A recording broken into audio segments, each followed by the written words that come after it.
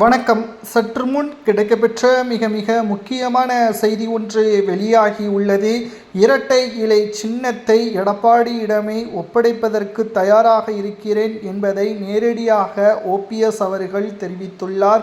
இரட்டை இலை சின்னம் எனக்கு வேண்டாம், அதிமுக வெற்றியடைய வேண்டும் என்பதுதான் எனது ஆசை.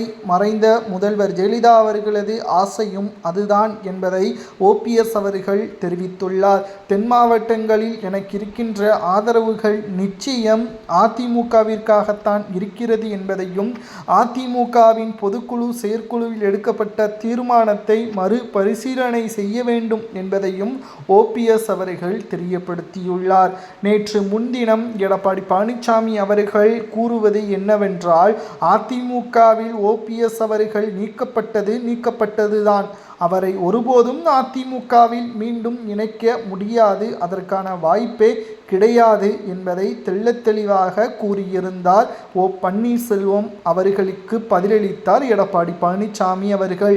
இப்பொழுது மீண்டும் ஒரு முறை எடப்பாடி பழனிசாமியிடம் கேட்குள்ளார் ஓபிஎஸ் அவர்கள். சரி, ஏன் ஓபிஎஸ் அவர்கள் தற்பொழுது எடப்பாடியிடம் இவ்வளவு கோரிக்கையை வைக்க வேண்டும் என்று பார்க்கும் பொழுது, வைத்திலிங்கம் மனோஜ் பாண்டியன் செய்த மிகப்பெரிய ஒரு துரோகம்தான். அதிமுகவில் துணை எதிர்க்கட்சி தலைவராகவும் ஒருங்கிணைப்பாளராகவும் இருந்த ஓபிஎஸ்ஐ, நீங்கள்தான் அம்மாவின் அரசியலின் நேரடி வாரிசு, எடப்பாடி அந்த பதவியை பறித்து கொண்டார் என்று அவரை ஒட்டுமொத்தமாக மனமாற்றம் செய்து அவரை எடப்பாடிக்கு எதிராக திருப்ப வைத்து தற்பொழுது திமுகவில் இவர்கள் இணைந்து விட்டார்கள். ஆனால் தற்பொழுது தனிமரமாக ஓபிஎஸ் அவர்கள் இருப்பதுதான் தற்பொழுது திமுகவிற்கும் இது மிகப்பெரிய ஒரு வெற்றி வாய்ப்பாக பார்க்கப்படுகிறது. ஓபிஎஸ் அவர்கள் இப்பொழுதுதான் நடந்த உண்மையை புரிந்து கொண்டு இருக்கிறார்.